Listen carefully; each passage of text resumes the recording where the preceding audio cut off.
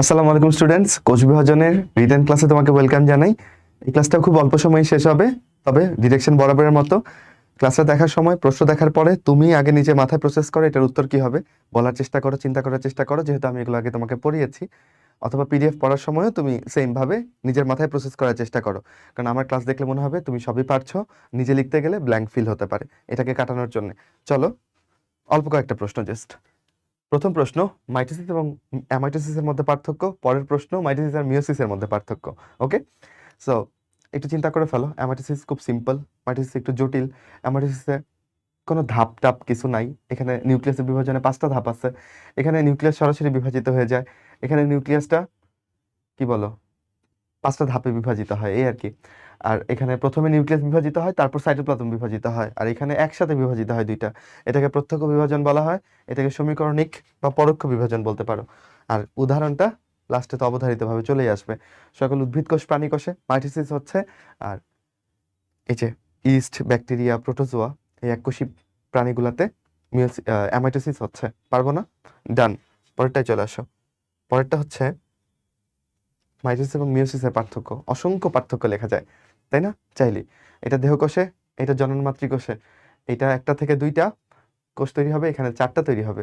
এখানে chromosome equal, এখানে chromosome অর্ধেক। এটাকে প্রত্যক্ষ বিভাজন, সরি এটাকে হচ্ছে সমীকরণিক বিভাজন, এটাকে হ্রাসমূলক বিভাজন, তাই না? তারপরে দেখো সিনাপসিস, বাইভ্যালেন্ট, এগুলো কোথায় তৈরি হবে? মিওসিসে, মাইটোসিসে হবে না। এরকম করে কত লেখা যায়। ক্রসিং ওভার দিয়ে একটা পয়েন্ট বানাইতে পারো, এখানে হবে, এখানে হবে না। ক্রোমোমিয়ার দিয়ে পয়েন্ট বানাইতে পারো, এখানে ক্রোমোমিয়ার দেখা যাবে, এখানে দেখা যাবে না, তাই না? অসংখ্য লেখা যাবে। ইন্টারফেস পর্যায়টা দীর্ঘ হচ্ছে মাইটোসিসে, মিওসিসে হচ্ছে কম দীর্ঘ বা স্বল্প দীর্ঘ। এখানে আরো কিছু পার্থক্য লেখা আছে, এগুলো তুমি দেখতে 5টাই আসবে। মানে তুমি জানো সব প্রশ্নগুলো আসলে 5টা 3টা এরকম ডেফিনিট করে বলে দেয়। আর এটা কম্পারেটিভলি একটু কঠিন মনে হচ্ছে তোমার কাছে। সাইক্লিন হচ্ছে একটা প্রোটিন যেটা কোষ চক্রের নিয়ন্ত্রক, দেহে কোষের মধ্যেই থাকে, অ্যান্ড কোষের সাইকেলটা কেমনে আগাবে ওইটা কন্ট্রোল করে ও। সো যাই হোক, তো সাইক্লিনের কয়েকটা টাইপ আছে, অ্যান্ড এই টাইপগুলার কি কাজ, কি কি টাইপ, সেটা যদি চলে আসে চলো একটু শিখে নিই। কারণ দেখা যায় 10 নাম্বারের মধ্যে ধরো 2.5 নাম্বার একটু কঠিন প্রশ্ন থেকে আসার সম্ভাবনা প্রবল, আর বাকি 7.5 না হয় কমন টপিকগুলা থেকে দিল, কিন্তু রিটেনের 10-এর মধ্যে 2 থেকে 2.5 নাম্বার একটু চমকে দেওয়ার মতো হতে পারে। তো আমরা কিছু বাদ দিব না, ইনশাল্লাহ আমরা পড়ে যাব। সো টাইপ 4টাকে তুমি সিরিয়ালি মনে রাখতে চাইলে ডি আপ দিয়ে মনে রাখতে পারো। এন্ড ক্লাসে পড়াইছি যে কোনটায় কি কাজ করে। ডি দিয়ে আমরা ডিরেকশন মনে রাখছিলাম, যে সেল সাইকেলের গ্যাপ 1 থেকে ডিরেক্ট করবে সিনথেসিস ফেজে, সিনথেসিস থেকে গ্যাপ 2-তে, এই যে ডিরেকশনগুলা এইটা ও নিয়ন্ত্রণ করবে সাইক্লিন ডি। ই দিয়ে আমরা মনে রাখছিলাম রেডি, মনে আছে কিনা তোমার? ই রেডি, সাইক্লিন ই, রেড ই। তাহলে রেডি করবে, ও কোষকে রেডি করবে কিসের জন্য? ডিএনএ রেপ্লিকেশনের জন্য। এস পর্যায়ে, সিনথেসিস পর্যায়ে ডিএনএ রেপ্লিকেশনে সবাই জানো এটার জন্য রেডি করবে। এ এ দিয়ে মনে রাখছিলাম এক্সেলারেট অ্যান্ড অ্যাক্টিভেট। তাহলে ও এক্সেলারেট করবে আর অ্যাক্টিভেট করবে, এই ডিএনএ রেপ্লিকেশনকে সে এক্সেলারেট করবে, অ্যাক্টিভেট করবে। ওকে, তাহলে এই 3টা আশা করি মনে থাকবে। ডি দিয়ে ডিরেক্ট করবে, এক ফেজ থেকে আরেক ফেজে নিয়ে যাবে। ই দিয়ে রেডি করবে রেপ্লিকেশনের জন্য, আর এ দিয়ে এক্সেলারেট করবে, অ্যাক্টিভেট করবে। ওকে, আচ্ছা সাইক্লিন বি, এটার ক্ষেত্রে একটু স্পিন্ডল তৈরির ব্যাপারটা মাথায় রেখো, যে স্পিন্ডল তৈরি করে। ওকে, ইন্টারফেস এবং এমফেজের মধ্যে আচ্ছা এটাকে কত স্টার দিব? এটাকেও 3 স্টার দিচ্ছি, এইটাকে একটু 4 স্টার দিতে চাই। 5টা না, আসলে বইতে 4টা পার্থক্য আছে, 5টা দেওয়ার কথা না, 4টাই দিবে। ওকে, ইন্টারফেস প্রস্তুতি দশা, আর এটা বিভাজন দশা। ইন্টারফেসের সময় বেশি লাগে 90 থেকে 95, এখানে মাত্র 5 থেকে 10। ইন্টারফেস দশা যেটা হয়, কোষীয় সংগঠন বলতে কোষের ভেতরকার যে উপাদান এগুলো বুঝাইছে, কোষের যে গঠনগুলা, কোষের নিউক্লিয়াস, কোষের ডিএনএ, এগুলোর বৃদ্ধি, সংখ্যাগত বৃদ্ধি এগুলো ঘটে। আর কোষীয় সংগঠনের বিস্তার এবং বিভাজন এটা ঘটে হচ্ছে এম ফেজে, যেটা হচ্ছে বিভাজন পর্যায়ে। ইন্টারফেজে তুমি একটা কোষকে দেখলে দেখবা তার নিউক্লিয়াসের ভেতরে এই যে নিউক্লিওলাস, আর এগুলো হচ্ছে ক্রোমাটিন তন্তু, আলাদা করে কোনো ক্রোমোসোম দেখতে পাওয়ার কোনো সম্ভাবনা নাই। কিন্তু এম ফেজে তুমি যদি কোনো কোষকে দেখো মাইক্রোস্কোপের নিচে, তখন তুমি এখানে ক্রোমোসোমাল স্ট্রাকচারগুলো বুঝতে পারবা। বুঝছো? তাহলে ক্রোমোসোম দেখা যাবে কোথায়? এম ফেজে, মাইটোসিস ফেজে। আর ইন্টারফেজে ক্রোমাটিন হলো। তারপর ক্যারিওকাইনেসিস এবং সাইটোকাইনেসিসের মধ্যে 5টা পার্থক্য। আচ্ছা, বইতে যেহেতু এটা আচ্ছা, এটাকে আমরা ফসফেট দিই। ক্যারিওকাইনেসিস মানে নিউক্লিয়াসের বিভাজন, সাইটোকাইনেসিস মানে সাইটোপ্লাজমের বিভাজন। ওকে, কোনটা জটিল বলো? ক্যারিওকাইনেসিস করতেই তো 5টা স্টেজ লাগে। মাইটোসিসের মধ্যে দেখছো না নিউক্লিয়াসের বিভাজনে 5টা ফেজ। সাইটোকাইনেসিস নিয়ে কি এত আলোচনা আছে? না। তাহলে এটা সহজ, এটা একটু জটিল। 5টা দশার নাম লিখবা, এখানে কোনো দশা বা পর্যায় নাই। বিভাজিত হয়ে 2টা অপত্য নিউক্লিয়াস হচ্ছে এখানে, এখানেও 2টা সমান ভাগে সাইটোপ্লাজম ভাগ হচ্ছে। নিউক্লিয়াসের সংখ্যা বৃদ্ধি ঘটে, আর এখানে কি সাইটোপ্লাজমের সংখ্যা বৃদ্ধি বলবা না, কোষের সংখ্যা বৃদ্ধি হয়। সাইটোপ্লাজম বিভাজিত হলে কোষ বেড়ে যায়, নিউক্লিয়াস বিভাজিত হলে কিন্তু কোষ বেড়ে গেল না। ধরো এই একটা কোষ, নিউক্লিয়াস বিভাজিত হয়ে 1টা থেকে 2টা হইলো, কোষটা একটাই আছে। নিউক্লিয়াসের বিভাজনে কোষের সংখ্যা বাড়ে না, সাইটোপ্লাজমের বিভাজনে বাড়ে। কোনটা আগে ঘটে? ক্যারিওকাইনেসিস। সাইটোকাইনেসিসটা পরে ঘটে। ডান। মাইটোসিস এবং মিয়োসিসের অনেকগুলো গুরুত্ব আছে বইতে, তাই তো? এখান থেকে যে কোনো 5টা গুরুত্ব লিখতে বলতে পারে, এন্ড তখন তোমাকে লিখতে হবে। দেখো, দেহ গঠন করা কার দায়িত্ব? মাইটোসিসের। ওকে, জনন কোষ সৃষ্টি করা, শুক্রাণু নির্মাণ তৈরি করা কার দায়িত্ব? মিয়োসিসের। ক্রমাগত ক্ষয়পূরণ, এই যে ধরো প্রতিনিয়ত আমার দেহের অনেক কোষ মরে যাচ্ছে না, ওই জায়গাগুলো রিপ্লেস হচ্ছে না, কোন বিভাজনের মাধ্যমে? মাইটোসিসের মাধ্যমে, তাই না? ক্ষয়পূরণের সাথে একটু ক্ষতস্থান পূরণটাও মনে করে ফেলো, কোথাও কেটে গেলে ওই জায়গাটা মাইটোসিস করে পূরণ হয়। ক্রোমোজোমের সমতা মেনটেন হচ্ছে আমার প্রত্যেকটা কোষে ইকুয়াল ক্রোমোজোম, এই মাইটোসিসের বদৌলতে।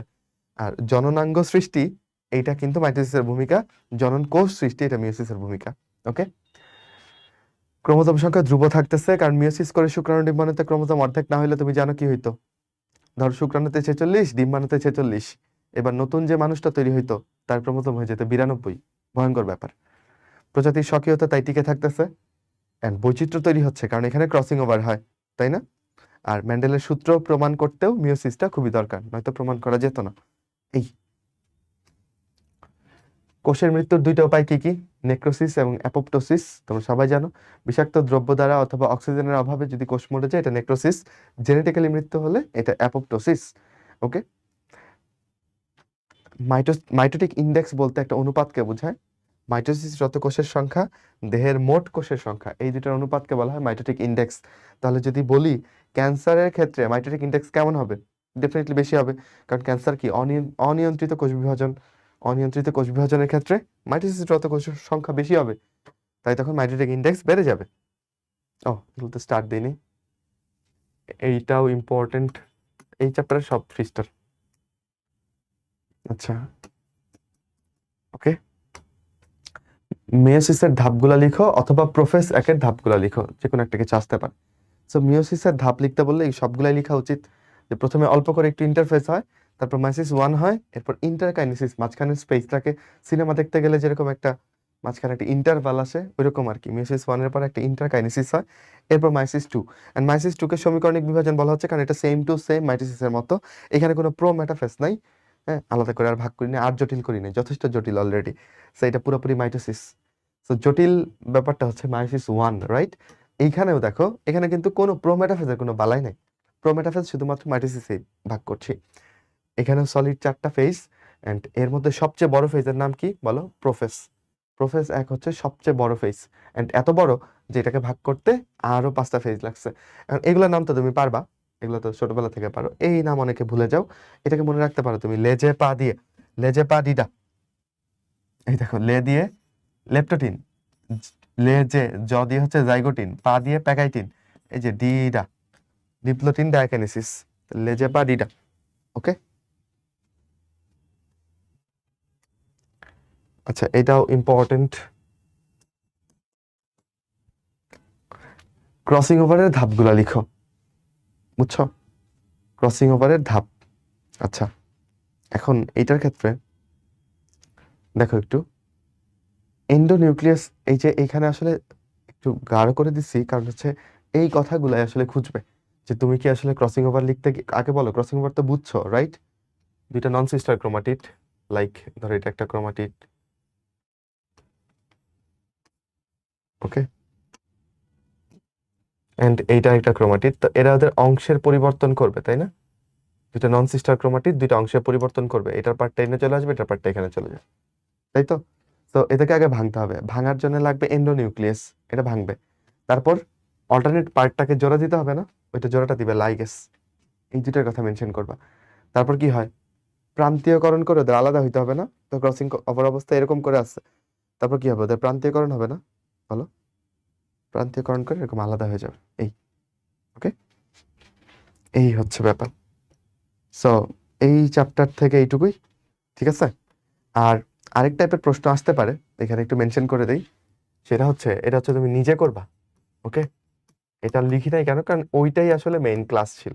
নিজে করবা কি, ধাপগুলার বৈশিষ্ট্য, ধাপগুলোর বৈশিষ্ট্য কেমন, কোন কোন ধাপ দেখো। এখান থেকে পরে হচ্ছে মেটাফেজ, আর কি, মেটাফেজ আর অ্যানাফেজ। আর মিওসিস থেকে পরে হচ্ছে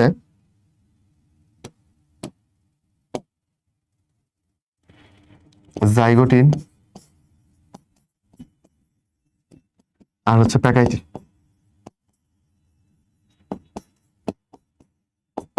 এই ধাপগুলোতে কোনটা কি ঘটে, এইটা অ্যাটলিস্ট তুমি যেন লিখতে পারো। যেমন ধরো পরীক্ষা আসলে যে মেটাফেজের 3টা বৈশিষ্ট্য লিখো, মেটাফেজ দশার 3টা বৈশিষ্ট্য লিখো, বুঝছো? তাহলে তুমি কি কি বলবা বলো? মেটাফেজ দশায় বলবা ক্রোমোজোম গুলো সর্বোচ্চ খাটো আর মোটা হয়, তাই তো। এখানে হচ্ছে ক্রোমোজোম গুলো বিষুব অঞ্চলে বিন্যস্ত হয়, যেটাকে আমরা কি বলি, যেটাকে আমরা বলি হচ্ছে মেটাকাইনেসিস, তাই না? তারপরে তুমি মেনশন করতে পারো যে এখানে সুপার কয়েলিং হয়, সুপার কয়েলিং হয়েই তো ক্রোমোজোম গুলো সবচেয়ে খাটো মোটা হয়, তাই না? এখানে কনডেনসেশন হয়, ঘন হয় ক্রোমোজোমটা অনেক, এই সেন্ট্রোমিয়ারটা মাঝখান দিয়ে ভাগ হয়, এই বৈশিষ্ট্য টাইপগুলো যেগুলো ক্লাসে মেইনলি পড়াইছি, ওকে। তো এইগুলো আসলে কিন্তু আমাকে দায় দিতে পারবা না যে ভাই এগুলো তো পড়ার নেই, এগুলো সবাই পারো ধরে নিচ্ছে। আর এই 4টা হচ্ছে সাজেশন অনুযায়ী রাখলাম। যেমন ধরো প্যাকাইটিনে 3টা জিনিস হয়, ভুলা যাবেই না, টেট্রাড তৈরি হয়, কায়াজমা তৈরি হয়, ক্রসিং ওভার হয়, তাই না? আসলে ঘ্যাট ঘ্যাট লিখে ফেলবো। জাইগোটিনে কি হয় বলেই দিচ্ছি, নিজে করতে বলে। জাইগোটিনে কি হয় বলো, জাইগোটিনে বাইভ্যালেন্ট তৈরি হয়, আর কি হয়, সিনাপসিস হয়, এই 2টা ব্যাপার। অ্যানাফেজ দশায় কি দেখতে পাও, ক্রোমোজোম গুলা মেরুমুখী চলন শুরু করে, সেন্ট্রোমিয়ারটা সামনের দিকে, বাহুগুলা পেছনের দিকে। ক্রোমোজোম গুলা দেখতে তখন ইংরেজি বর্ণের মতো দেখায়, কোনোটাকে জে, কোনোটাকে ভি, কোনোটাকে এল, তাই না? তাহলে এই ধাপগুলোর বৈশিষ্ট্য যদি আসে তাহলে তুমি যেন ফাটাই দাও। এখানে কিন্তু তোমার অনেক কিছু লিখতে দিবে না, হাই 3টা, কিছু ফেজ আছে যেখানে 3টা বা 5টা বৈশিষ্ট্য বেরি করা যাবে না, তাই না? তো ওইটা আসবে না। তো এইগুলাতে একটু বেশি বৈশিষ্ট্য, তো এগুলা থেকে ধরো 3টা বা 4টা বৈশিষ্ট্য আসলে তুমি লিখে দিবে আশা করি। ওকে, ফাইন, ঠিক আছে, তাহলে এই ক্লাসটাও শেষ। থ্যাংক ইউ সবাইকে, আসসালামু আলাইকুম।